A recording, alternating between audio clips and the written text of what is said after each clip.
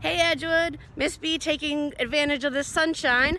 I'm out back in like the backyard of Edgewood. I give you check, the playground is kind of in the back. Yeah. So, one of my favorite lessons to do is our Andy Goldsworthy nature sculpture, and Edgewood has some really cool building materials for it. So I'm going to walk you around the back and show you some of my favorite building materials, and hopefully you'll find some interesting ones by you to do your own Andy Goldsworthy nature sculpture. Miss you oodles, and I can't wait to make art with you in person soon. But I really enjoy seeing all the things you're turning in. Take care, I love you, and I'll see you soon. Let's walk around Edgewood together. So on the back side of Edgewood, there's this line of pine trees. And if I scan across them, you'll actually be able to notice that there are 6 different species of pine trees in this row. They have different colored needles, different sizes, they're grouped in different ways. So these are all different types of evergreen pines, but there's 6 different species. My mom went to school to be a horticulturalist, so she studied to learn how to grow plants.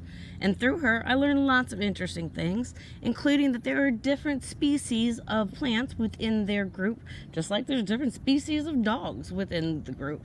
Well, if we get closer, you'll notice they have all different types of needles and different pine cones and different ways that they grow. So these are what we'd probably consider normal pine cones, but that's pine cones for that tree, and these itty bitty guys are full grown for that type of pine tree.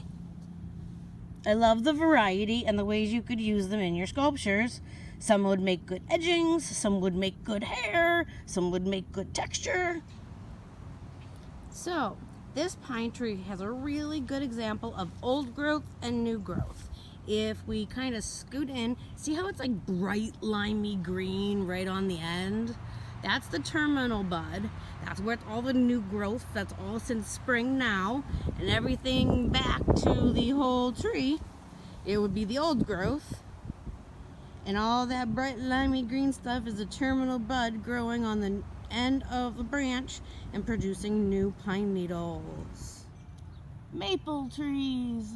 They're pretty common here in Ohio. They're the ones that have the helicopter spinners for seeds. There's 2 maple trees right next to each other.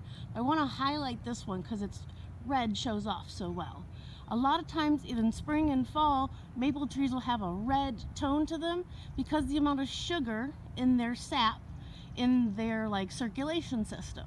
So during the photosynthesis process, they make more sugar, and that's actually why we get maple syrup and not like oak syrup, because this actually has more sugar produced in the photosynthesis process. Out back in Edgewood by the playground is a group of, or grove of trees. If you have a grove of trees that produce fruit, we call that an orchard. This grove of trees has aspens and maples, and it actually has oak trees that have the biggest leaves and the biggest acorns I've ever seen. So we're gonna go wander and investigate in there next. So here I am at the base of one of our mighty oaks. Actually, both of these leaves are oak leaves. They're just from different species of oak trees. And look at that, we have caps of acorns and some ginormous acorns. Technically the squirrels have been working hard at them, so they're all in pieces and things. So you know you can't eat an acorn, but you certainly can use them in your artwork. Remember to think about the little things. These itty bitty purples look great next to that yellow dandelion. You could collect up a bunch of them and use them as a base for something. Or maybe since that tree has those neat little nooks where the roots go in, you could build something in there. Pay attention to little details, texture, and color along the way. So these are always a student crazy favorite because they're got this awesome texture, but they're pokey and they hurt. So why would a tree make a seed pod that is this pokey? Well, to keep the animals out of it until the seed inside is ready to germinate, and then this guy opens and releases his seed pod, and you can kind of see where they're open down here. And then the goal is that it would hopefully grow a new tree from that.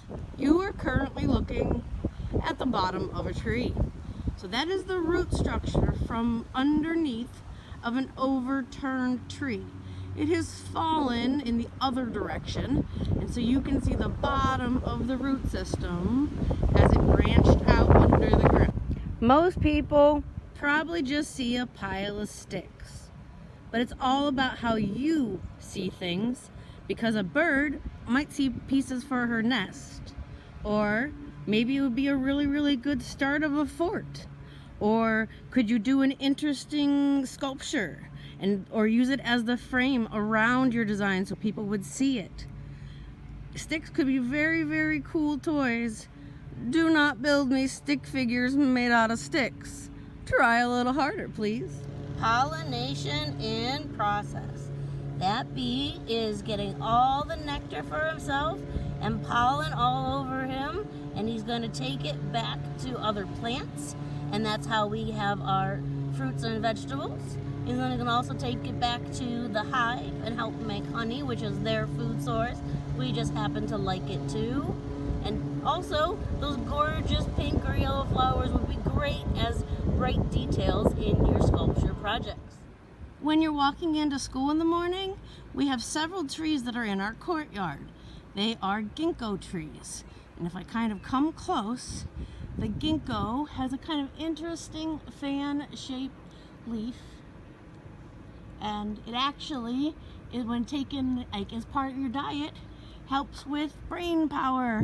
And you know how important brain power is when you are a general.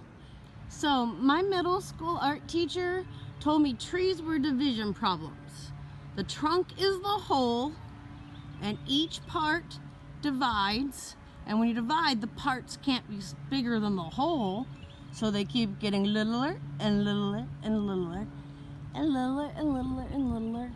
And if you've never just looked up to see the sunshine through the trees, it's one of my favorite things. Thanks for walking around Edgewood with me on this bright sunny day. I can't wait to see what nature sculptures you build. And I also can't wait till we are all back here cheering on football games and playing gaga ball and making art in Miss B's room. Until then, take care of yourself. I love you, oodles, and keep making things.